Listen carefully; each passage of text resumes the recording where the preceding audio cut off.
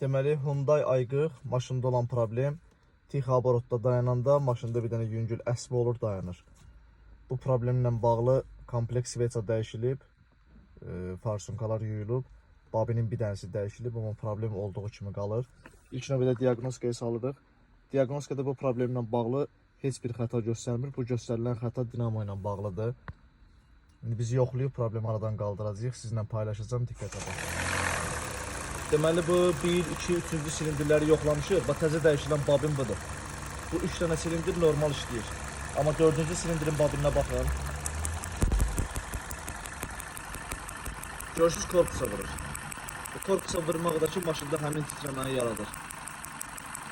Yəni, babində problem var. Babin dəyişiləcək, problem aradan qalxacaq.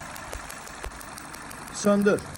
Təzə babin budur, firma məhsulda, amma normaldır, işləyir yəni. Bunu əvəzləyib qoyacaq üstünə, pis problem aradan qalxacaq. Babin dəyişildi, bir dənə xotlayıb yoxlayaq.